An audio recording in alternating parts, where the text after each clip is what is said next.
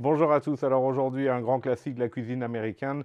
Je vais faire des côtes de porc au beurre, citron et capre. Alors vous pouvez faire ça avec n'importe quel morceau de porc, clairement, la côte de porc est vraiment idéale. Mais moi j'avais une échine de porc et je m'étais dit, tiens, je vais faire du pulled pork, ça fait longtemps. Et je voulais surtout c'est faire du pulled pork dans mon piquet grill. Simplement pourquoi? Simplement parce que je voulais absolument pouvoir faire un pulled pork uniquement au bois. Et c'est ça le gros avantage du piquet grill, je vous l'avais dit, et c'est l'occasion d'en reparler, c'est que c'est un des rares barbecues où on peut travailler au bois comme dans un offset. Et du coup, bon, on n'est que deux à la maison cette semaine, un pulled pork de 3 kilos, bon, c'est beaucoup trop.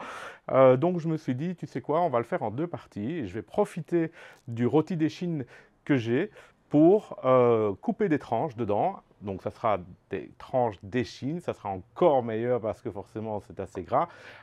Et je vais utiliser une partie du pulled pork, enfin une partie de mon échine pour faire du pulled pork et une partie pour faire mes côtes de porc, entre guillemets, vu que ce sera des steaks d'échine, mais des steaks d'échine au beurre, citron et capre. Voilà. Donc, j'ai fait quoi? Je ne vais pas vous faire l'affront de vous expliquer c'est quoi un pulled pork. J'ai fait quoi? J'ai simplement fumé mon rôti d'échine. Je vous montre les images. Uniquement avec des bûches de bois. J'ai mis un lit de briquettes de charbon de bois et de charbon simplement pour la chaleur. Et puis j'ai travaillé comme dans mon offset, c'est-à-dire uniquement au bois avec des bûchettes. Et vous allez voir le bark que j'ai seulement après quelques heures. Mon rôti d'échine est à 65 degrés maintenant, donc c'est le moment de l'emballer et le moment en même temps de découper mes steaks pour ce soir avec mon beurre, citron et capre. D'accord? Je vous montre ça.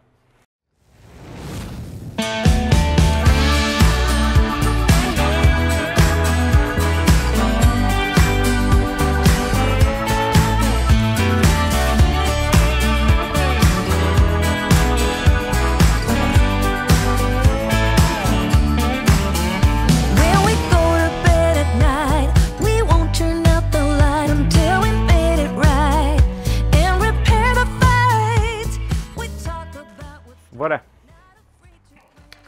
Alors, vous voyez ce bark de dingue que j'ai. C'est vraiment le même bark que j'aurais dans mon offset. C'est phénoménal.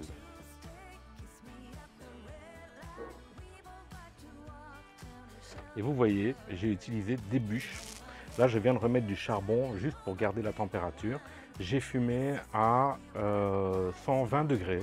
120, 125 degrés pendant 3 heures, je pense seulement. Je n'ai que 3 heures de cuisson là et ce bark est de dingue. Comme je vous disais, voilà, le gros avantage du piquet grill, c'est de pouvoir justement cuire, fumer entièrement au bois. Vous ne pouvez pas le faire dans un kettle, vous ne pouvez certainement pas le faire dans un Kamado, c'est très mauvais pour la céramique. Le kettle, vous perdez la garantie si jamais vous avez un problème à cause du bois.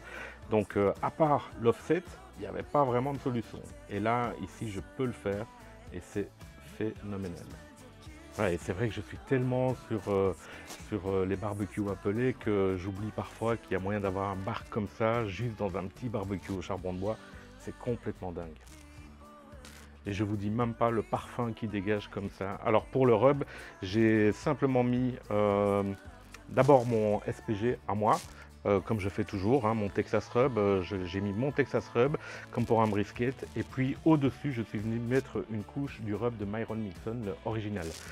Donc voilà, le Myron Mixon original. Alors je vous avais dit dans la vidéo sur les ribs avec les rubs de Myron Mixon que celui-ci était beaucoup plus granuleux, on le voit bien, mais qu'il était mieux comme assaisonnement ou bien, je vous avais dit, pour le pulled pork ou bien pour, voilà, pour des grosses pièces, pas pour des ribs. Et voilà la preuve, le résultat que j'ai est juste dingue.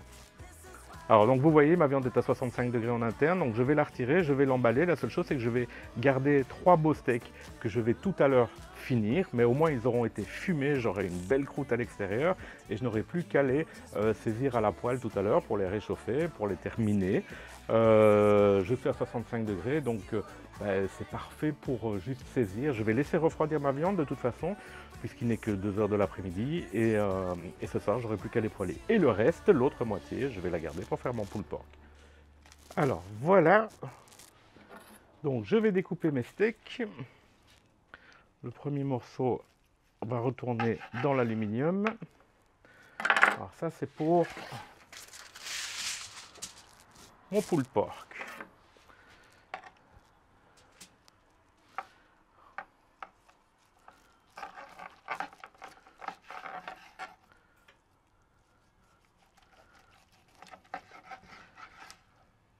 Deux et trois si jamais on a un invité surprise. Hop.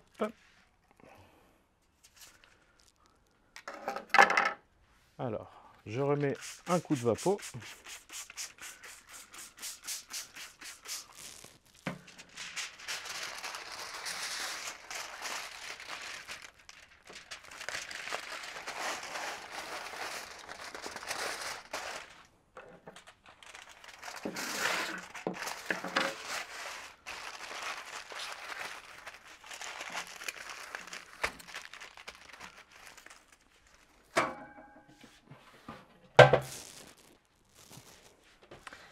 Et voilà, mes 3 belles tranches, je les garde pour ce soir, pour finir ma recette. Le pulled pork, je ne l'ai jamais fait à la température. Je l'ai toujours fait avec, simplement, en sentant si la viande résiste encore ou pas à la pression. Et à partir du moment où vous sentez que l'aluminium se laisse complètement aller, c'est que clairement, il est cuit. Hop. Alors, je vais déjà verser les jus pour les récupérer.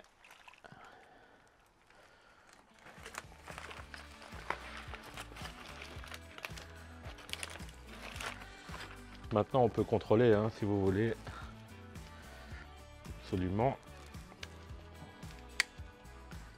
Hop, quand ça rentre comme dans du beurre comme ça, c'est que c'est bon.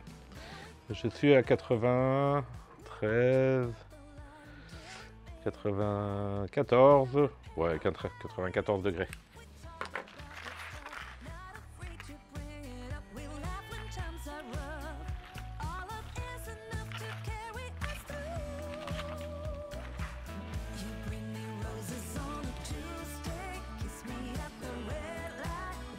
Et voilà, mon pulled pork est pulled. Ah.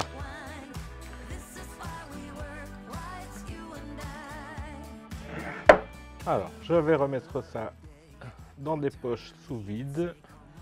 Comme ça, quand j'en ai envie, eh bien, je n'ai qu'à décongeler et réchauffer.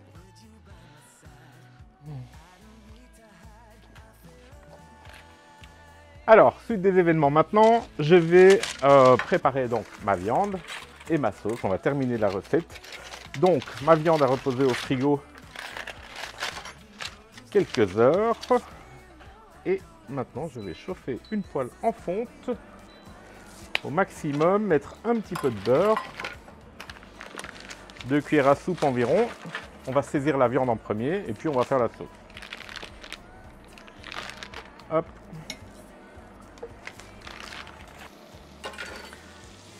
Quand ma poêle est bien chaude, je vais saisir la viande, la saler et la poivrer.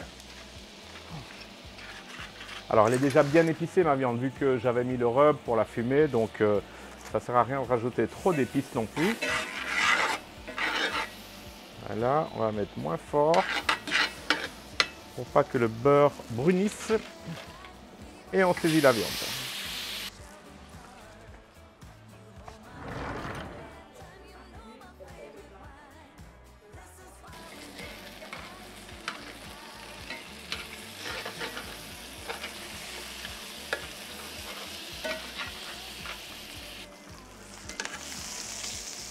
Voilà, je réverse ma viande. Et maintenant, je vais faire revenir une échalote et 2 gouttes d'ail. Et je vais déglacer avec une cup de vin blanc.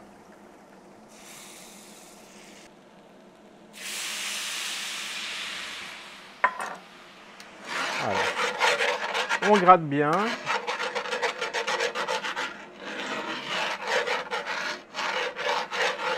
Et maintenant, je vais ajouter 1 cup et demi de bouillon de volaille.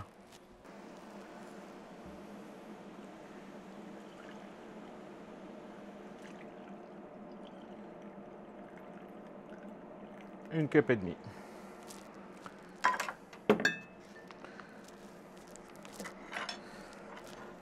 Là, je vais faire réduire de moitié. Alors maintenant, j'ajoute une toute petite cuillère à soupe de farine pour épaissir ma sauce.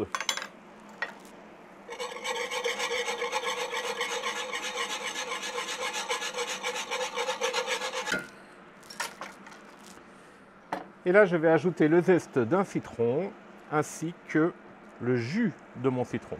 Okay.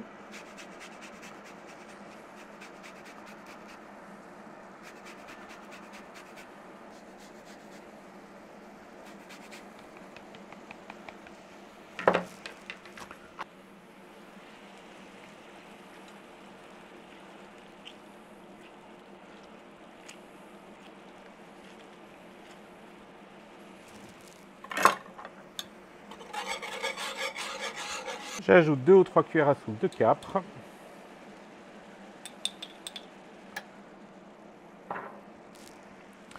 Et mon persil.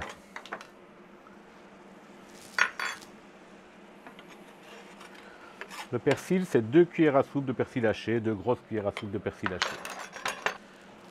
Un trait de sauce piquante, alors ça c'est pas obligatoire, mais ça fait partie de la recette.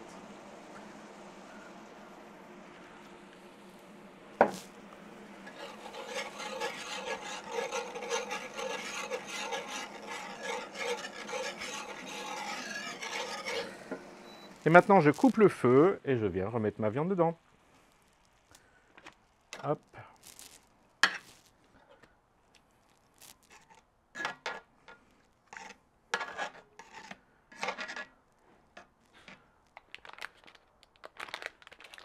Et si vous le souhaitez, vous pouvez rajouter un petit morceau de beurre. Et voilà mes steaks de porc, sauce citron et capre, comme à New York. J'espère que vous avez apprécié cette vidéo. N'hésitez pas à laisser un petit pouce bleu, à vous abonner à ma chaîne, activer la petite cloche pour les nouvelles vidéos qui arrivent. À très bientôt.